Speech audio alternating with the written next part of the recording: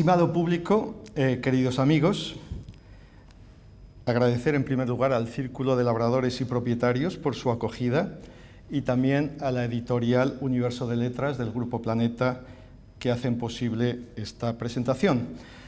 Agradecer también a Paco Sánchez por sus amables palabras. Si lo que voy a decir os puede dejar un mal sabor de boca, tengo siempre el consuelo de saber que después de esta presentación degustaremos un excelente jamón ibérico y un vino conmemorativo. Difícilmente podéis imaginar el honor que representa para mí encontrarme en este Salón Real con motivo del 5º centenario de la primera vuelta al mundo. El 8 de septiembre de 2022 habrán transcurrido 5 siglos, 500 años que se dice pronto, desde que un destartalado navío con su famélica tripulación arribara al muelle de las Muelas de Sevilla, de donde había zarpado 3 años antes. Mas saberá tu alta majestad lo que en más habemos de estimar y tener, escribió el capitán del barco, cuya condición de vascoparlante le llevó a tutear al emperador, es que hemos descubierto, redondeado, toda la redondeza del mundo, yendo por el occidente y veniendo por el oriente. Hemos descubierto y redondeado toda la redondeza del mundo, yendo por el occidente y veniendo por el oriente. Si preguntara cuántos de los aquí presentes habían leído o escuchado con anterioridad esta frase, y comparara el resultado con el grado de conocimiento del chascarrillo pronunciado por el primer astronauta norteamericano en pisar la Luna, puede que nos ruborizáramos ante el desconocimiento de nuestra propia historia. Máxime, si tenemos en cuenta que el caso que nos ocupa no es de manera exclusiva un episodio de nuestra historia, se trata del primer jalón, el primer capítulo de la historia de la humanidad en su conjunto. Por primera vez, unos seres humanos regresaban a su punto de partida, Sevilla, habiendo adquirido una conciencia global, habiendo descubierto el planeta Tierra, incluida su cara oculta para nosotros los occidentales, habiendo entrado en contacto con habitantes de los lugares más remotos posibles. Seres humanos que a su vez, y gracias a la Armada de la Especiería, pasaban a formar parte de ese relato común a toda la especie humana, al que llamamos historia. Comprenderéis que la España actual, heredera de la corona que promovió aquella gesta, tenga una responsabilidad especial a la hora de conformar, preservar y divulgar el relato de la primera vuelta al mundo, que es, como digo, el primer episodio de la toma de conciencia global. Y quien dice relato dice las unidades semánticas que lo componen, a las que llamamos palabras. Sonará a obviedad, a verdad de perogrullo, pero tal como señalo en la introducción de mi libro, si se desconocen, adulteran o malinterpretan las palabras, el relato que conforman queda fatalmente distorsionado. Pongamos un ejemplo aparentemente ajeno al tema que nos ocupa de lo que pretendo explicar. Este círculo de labradores y propietarios de Sevilla en el que nos encontramos, que está hermanado con el también decimonónico y de inspiración liberal Círculo Vitoriano del que yo soy miembro, tuvo su sede inicial en la sevillana Plaza del Duque de la Victoria. La plaza recibió ese nombre para honrar la memoria del militar liberal Baldomero Espartero, primer Duque de la Victoria. Ahora bien, si recurrimos a un buscador de Internet, comprobaremos que no hay en España un único Ducado de la Victoria, sino 2. Y los 2 con tratamiento de grandeza de España. El original, creado por la reina Isabel II para su general liberal Espartero, y su réplica antagónica, creada por el pretendiente carlista, tío de la reina, para el jefe de su ejército rebelde, el general Zumalacárregui. Este título carlista fue rehabilitado en la época de Franco y está llamado a subsistir. Conclusión. Aunque sea harto improbable, en esta misma sala en la que nos encontramos podríamos encontrar al mismo tiempo 2 duques de la Victoria, los dos grandes de España, y los dos debiendo el significado victorioso de sus títulos a la derrota recíproca del otro. Y aquí una pequeña prueba de lo importante que es hilar fino cuando se trata de historia en general y de la historia de España en particular. Cierto es que este tipo de disquisiciones importan muy poco al ciudadano de a pie. Desde mucho antes del siglo XIX y sus nefastas guerras civiles que tuvieron su prolongación en la España del siglo XX, a la Plaza del Duque de la Victoria se le conocía en Sevilla como Plaza del Duque de Medinasidonia, por el simple motivo de que era ahí donde esa casa nobiliaria tenía palacio. Me han dicho que el sevillano de toda la vida hace tiempo que resolvió el dilema, cuando acude al Corte Inglés, de tener que elegir entre honrar la memoria de los Medinasidonia, Espartero o Zumalacárregui, pasando por el general Franco, habiendo optado por llamar a la plaza en cuestión simplemente Plaza del Duque, incluso en la época en la que su nombre oficial era General Queipo de Llano. Sirva esta pequeña digresión en torno al callejero sevillano para ilustrar el hecho de que vivimos rodeados de referencias y evocaciones históricas de las que no siempre conocemos y ni falta que nos hace el significado apropiado.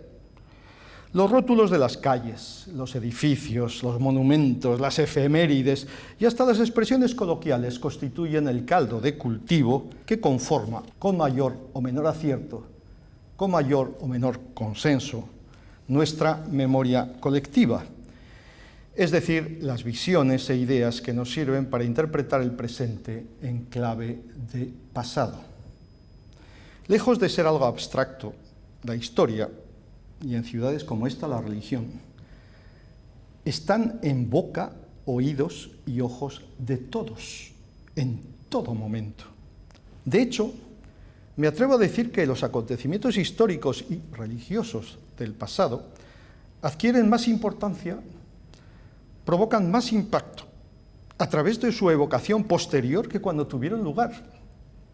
Eso sucede con determinados personajes, que cada uno elija el que más le convenga, que están muchísimo más presentes en nuestras vidas actuales y las de nuestros inmediatos antepasados que lo que estuvieron en vida de dichos personajes. ¿Y qué decir de esa especie de universo paralelo al que llamamos tradición?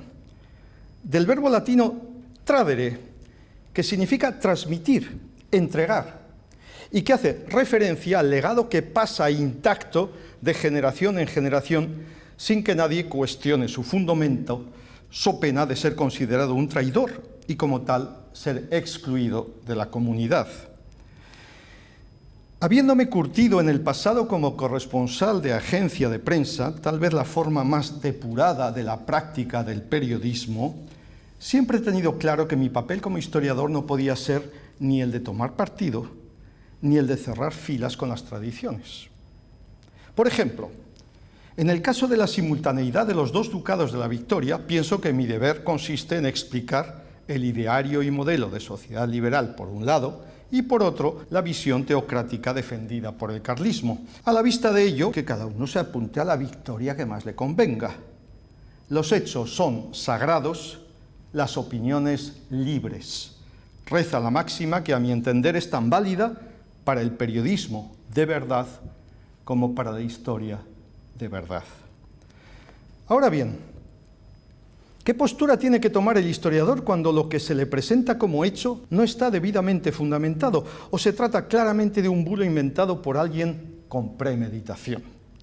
En mi libro abro muchas referencias al primer viaje a la Luna de hace medio siglo, puesto que ese viaje fue, junto con la primera vuelta al mundo, otro de los hitos de la historia de la humanidad. Todos sabemos que la Luna juega un papel muy importante en el mundo musulmán. La luna creciente es el símbolo que representa al Islam y es ese astro el que marca el inicio del Ramadán. Cuando un estadounidense puso sus pies en la Luna, los musulmanes vivieron el acontecimiento con una particular inquietud. Una manera de hacer frente a ese sentimiento consistió, ni más ni menos, que en hacer correr el bulo de que Neil Armstrong había escuchado en la Luna la llamada del muecín y se había convertido al Islam. Creedme, la patraña se expandió con tanta fuerza que la diplomacia estadounidense tuvo que emplearse a fondo para desmentirla, cosa que nunca logró.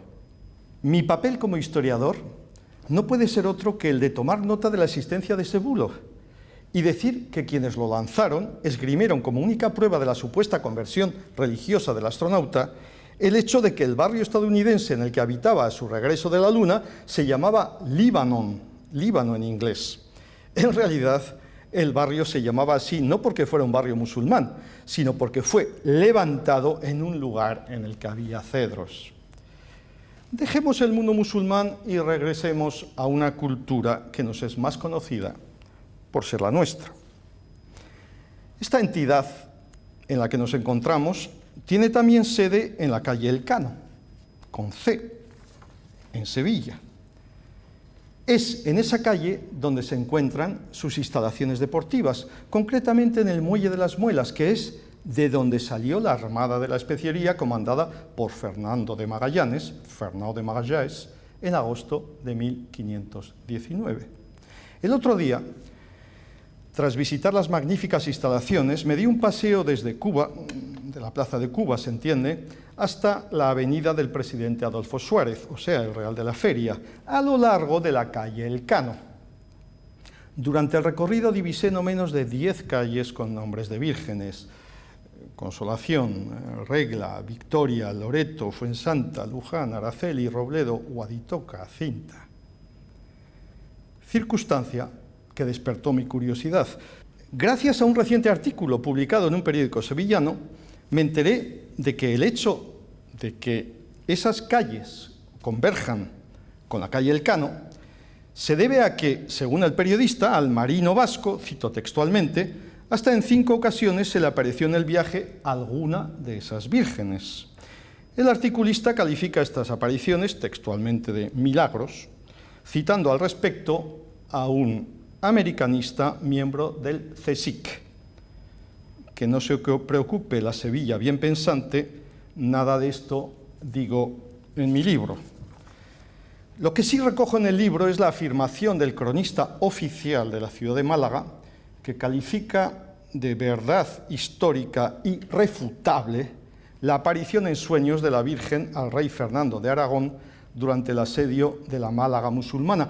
Me diréis a santo, y nunca mejor dicho, de qué saco aquí a relucir la visión onírica de su católica majestad, en la que Francisco de Paula se reclina ante la talla de la Virgen, que acabaría por convertirse en patrona de esa ciudad. Pues bien, no hay ni un solo malagueño al que no haya llegado la información a golpe de mensajes de WhatsApp, como los que cito en mi libro, según la cual la patrona de Málaga dio la primera vuelta al mundo a través del barco capitaneado en el último tramo del viaje por Elcano. Uno de los mensajes que con más éxito viral circula en Internet pretende que Magallanes en persona pidió permiso a los frailes mínimos de Málaga para poner el nombre de Victoria al barco que a la postre completó la primera circunnavegación, una vez que los mínimos de Triana se habrían declarado incompetentes para pronunciarse al respecto. ¿Y qué decir de los sevillanos y los turistas de paso por Sevilla, que son sistemáticamente aleccionados con el hecho de que ante la talla de la Virgen expuesta desde hace un siglo en la parroquia de Santana, sacada de un sótano a mediados del siglo XIX, se reclinó la tripulación de Magallanes a la ida y el puñado de supervivientes a la vuelta? ¿Cuál debe ser el papel de un historiador ante este tipo de afirmaciones y de actos? ¿Qué actitud debe desempeñar un historiador ante relatos y comportamientos basados únicamente en creencias religiosas o en los dogmas de la tradición? El libro que os presento se subtitula El lado insólito de la primera vuelta al mundo. Insólito proviene del latín insolitus, del prefijo negativo in y de solitus, acostumbrado. Mi libro dice, pues, lo que no suele decirse. Narra la vuelta al mundo de una manera a la que no estamos acostumbrados. Y lo hace acudiendo a las fuentes, ad fontes, rescatando palabras originales que guardan sentidos y mensajes perdidos y por ello inusitados. La palabra insólito comparte raíz con insolencia y claro está también con insolente. Me podréis acusar, y con razón, de insolente.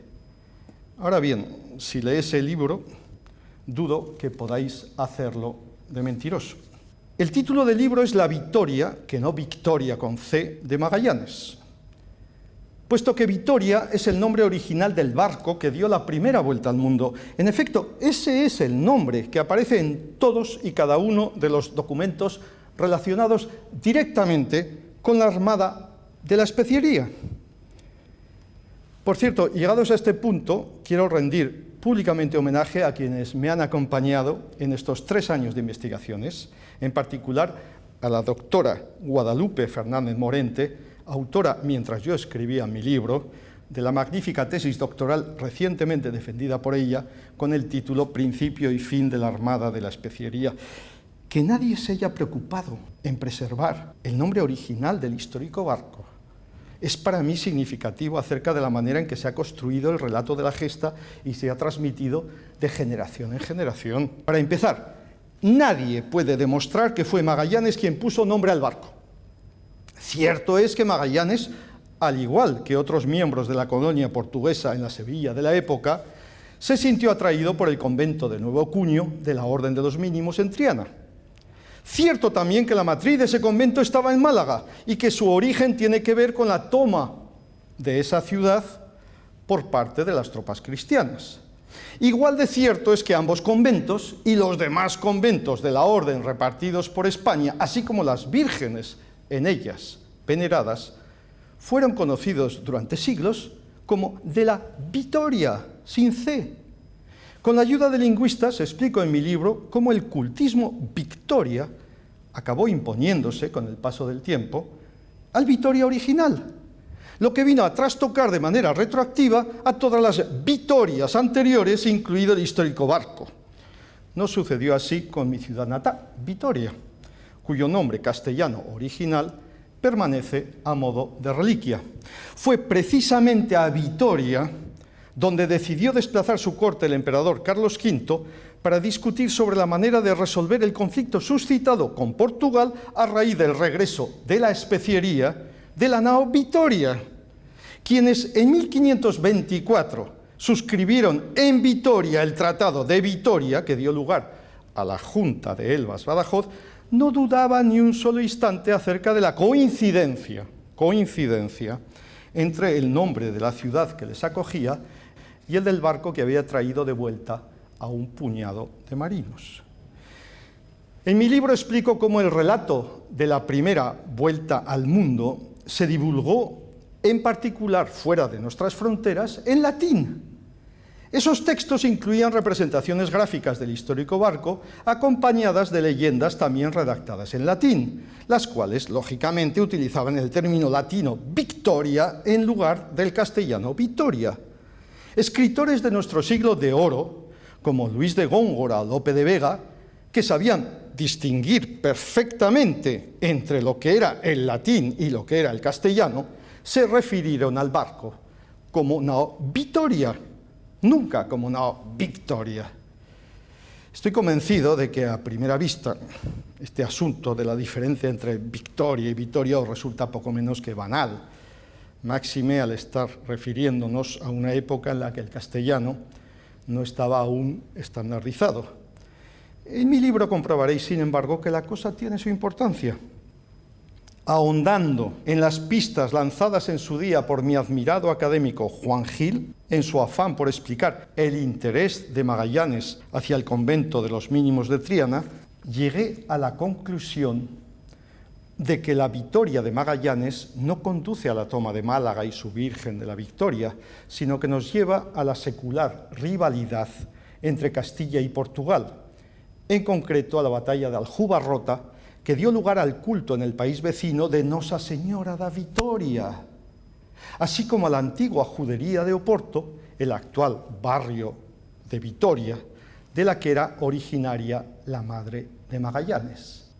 Precisamente, el hecho de haber seguido la pista de la nao Vitoria, que no Victoria, me ha llevado a desvelar el secreto que el escritor universal Stefan Zweig intuyó que era portador el marino portugués. El hallazgo de un códice que ha permanecido oculto durante siglos en Portugal, en el palacio que albergó a Leonor de Austria, la hermana mayor de Carlos V, cuando se casó con el monarca luso Manuel I, apunta de manera fiable a que Magallanes era bisnieto por vía bastarda del primer conde de Benavente, Juan Alfonso Pimentel, iniciador de uno de los más importantes linajes nobiliarios españoles, vinculado a casas como la de Alba, la de Osuna o la del Infantado. Estamos hablando de los orígenes de Fernando de Magallanes. El marino mantuvo en vida, en secreto, sus orígenes, al igual que lo hiciera Colón. No olvidemos que fue Magallanes quien cumplió el sueño de Colón, consistente en llegar a Oriente navegando hacia Occidente. Con motivo del 5º centenario de la llegada de la Armada del Maluco a la América Austral, las autoridades chilenas editaron un libro cuya pretenciosa ambición era la de reunir la mirada, cito, de los gobernantes que pasarán a la historia por haber encabezado esta conmemoración. En su contribución al libro, el presidente del gobierno español, Pedro Sánchez, suscribe un texto que, por insulso, hubiera pasado desapercibido de no ser por la contundente afirmación que contiene en el sentido de que Magallanes fue naturalizado español, algo que ni siquiera el dictamen que la Real Academia de la Historia elaboró a petición del diario ABC se había atrevido a afirmar. Considero que mi descubrimiento sobre los orígenes de Magallanes arroja nuevas luces y ofrece nuevas perspectivas acerca del controvertido marino cuya memoria se disputan, a mi entender, de manera fútil, España y Portugal. Otra aportación de mi libro tiene que ver con el destino de la nao Victoria, o mejor dicho, Vitoria. Mientras que, según la tradición, basada en única fuente, la del capitán Gonzalo Fernández de Oviedo, que no fue testigo directo, el barco desapareció en un naufragio tras haber entrado de nuevo en servicio. Pues bien, mi libro recoge numerosos testimonios que apuntan a que el barco acabó sus días despedazado y podrido en las atarazanas, astilleros de Sevilla. Mi investigación acerca del destino de la nao Victoria me llevó, de paso, a destapar el expolio hace un siglo de partes del códice original del capitán Oviedo, que se encuentran desde entonces en una biblioteca privada de California. Se trata, a mi entender, de un escándalo en toda regla del que nunca hasta ahora se había dicho nada. Probablemente, si la hay, la mayor prueba de honestidad intelectual de la que puedo hacer gala en relación con este libro tiene que ver con el hecho de que yo no tenía ninguna intención de escribirlo, puesto que cuando estalló la crisis del COVID estaba embarcado en otra aventura editorial. Por la manera que es autobiográfica en que está escrito, el lector participa de mis descubrimientos a medida que se van desarrollando ante mis ojos a lo largo de los 3 últimos años. Gracias a la facultad que tiene el dios Cronos de generar de manera periódica cifras redondas, los aquí presentes tenemos el enorme privilegio de poder conmemorar el 5º centenario de la primera vuelta al mundo. Conmemorar viene del latín commemorare, que tiene un doble significado: meter en la mente completamente y recordar a alguien o a algo públicamente. Mucho me temo, y esta es mi opinión, que hemos desperdiciado una ocasión única de restituir a la humanidad un relato que a ella en su conjunto le pertenece. Las conmemoraciones que se han venido sucediendo estos 3 años lo han sido, a mi entender, para consumo interno de los españoles. Lo de fuimos los primeros me suena a la campaña El país más rico del mundo, que, para que tenga sentido, debería desarrollarse fuera de nuestras fronteras, puesto que aquí dentro ya estamos de sobra convencidos. Concretamente, lamento nuestra manifiesta incapacidad de haber construido en torno a la gesta de la primera vuelta al mundo un relato ibérico, como primer paso de un relato europeo y global. Una de las medidas conjuntas que hace 3 años anunciaron los gobiernos español y portugués consistía en la presentación de una declaración de los ministros de Cultura de la Unión Europea sobre el significado mismo de la circunnavegación, de la primera circunnavegación. A fecha de hoy, nadie en Bruselas ni en Europa ha oído hablar de una tal declaración. Por cierto, a quienes no sean conscientes de la dimensión europea de la Armada de la Especiaría impulsada hace medio milenio por un Habsburgo borgoñón, les diré que en la flota comandada por el portugués Magallanes había más portugueses que vascos, casi el doble de italianos que de castellanos, el triple de franceses que de gallegos, 9 griegos, 5 flamencos, 4 alemanes, ingleses, irlandeses. ¿Y qué decir del denostado en España cronista de la expedición, el vicentino Antonio Pigafetta? En mi libro demuestro que erróneas traducciones de los escritos de Pigafetta, que con profusión siguen en circulación hoy en día, han dado pie en España de manera totalmente injusta a la leyenda negra acerca del cronista. Apoyándome en fuentes originales, reviso y pongo en perspectiva la imagen que nos ha llegado de Elcano, mejor dicho, del Cano, puesto que es así como él mismo firmaba sus escritos. Una vez más, lo que dicen los documentos no coincide con el relato canónico urdido por unos y por otros de manera intencionada. Frente al Elcano elevado sin mácula a los altares patrióticos, propongo un marino con sus luces y sus sombras, de carne y hueso, al que el destino llevó a ser protagonista de uno de los hitos principales de la historia de la humanidad. Considero que mi libro, La victoria de Magallanes, es el contrapunto, si no obligado, al menos necesario, a un relato oficial del que durante siglos se han visto excluidos personajes no por secundarios menos determinantes en la gesta, como grumetes, nativos, mujeres. En el prólogo, Manuel Pimentel asegura haberlo disfrutado e invita al lector a prepararse para el gozo y el asombro de su lectura. No seré yo quien quiera contradecirle. Muchas gracias.